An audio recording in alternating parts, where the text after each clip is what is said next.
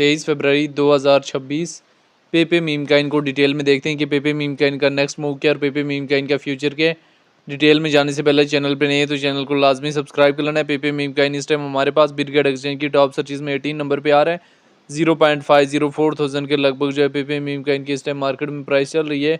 Daily sentiment देखें तो आज के डे में भी जो है वो हमारे पास जो कैंडल क्लोज हुई है वो टोटल जो है बैरिश में क्लोज हुई है और आगे जो है वो कहीं ना कहीं फिर हमारे पास नेगेटिव कैंडल क्या मंडे की बनेगी।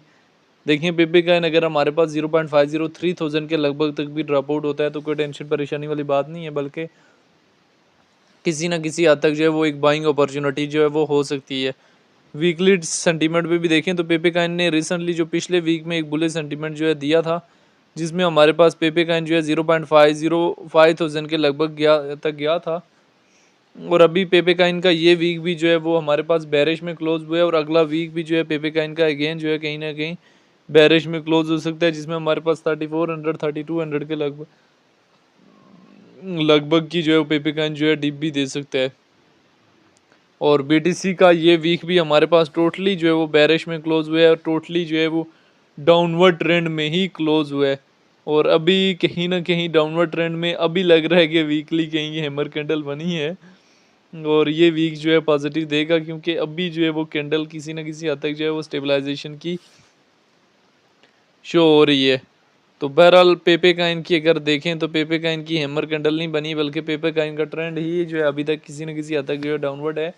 और अब भी अगर हमारे पास बीटीसी की प्राइस में डिक्रीज फेज जो है वो देखने को मिलता है तो पेपे काइन में भी अब जो है हमारे पास जो है वो किसी न किसी हद तक जो है वो अच्छा खासा जो है वो क्राई सेंटीमेंट जो है वो देखने को मिल सकता है।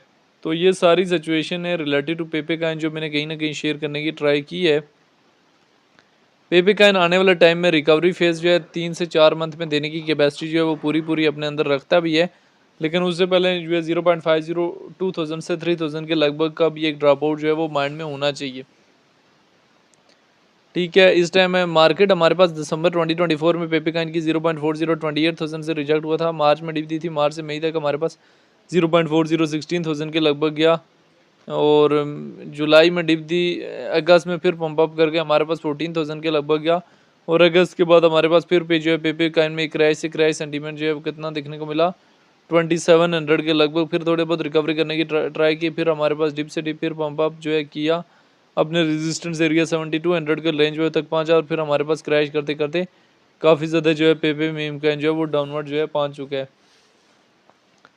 अभी पेपे मीम काइन चूँकि ऑलरेडी जो है वो एक हाई जो है वो दे चुका है, लेकिन अभी मार्केट जो है वो थोड़े से टाइम बाद जो है वो उसमें पॉसिबल मूव जो है वो पॉजिटिव आने और मार्केट जो है हमारे पास अपवर्ड की तरफ मूव करनी है। तो पेपे काइन में भी जो है हमारे पास किसी न किसी हद तक जो है अपवर्ड के बेटर से बेटर सेंटीमेंट जो है वो देखने को मिल सकते हैं।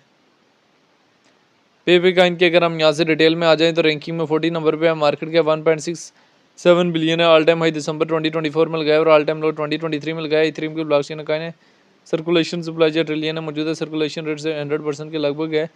पेपे मीम काइन को लेकर डिफरेंट एक्सपर्ट्स की क्या ओपिनियन है वो भी देख लेने। 15 मिनट्स के टाइम फ्रेम में देखें तो पेपे काइन हमारे पास लार्ज अमाउंट बाय हो रहा है। 1 डे के टाइम फ्रेम में हमारे पास अच्छा खासा जो है बाइंग प्रेशर आया हुआ है।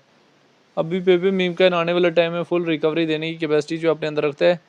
फर्स्ट टारगेटिंग एरिया जो है 0.507 थाउजेंड, देन हमारे पास 11,000, देन हमारे पास कहीं ना कहीं 13,000, देन हमारे पास 20,000 के लगभग का एरिया है जहाँ पे पेपे मीम काइन के प्रॉफिट जो है इजीली बुक किए जा सकते हैं।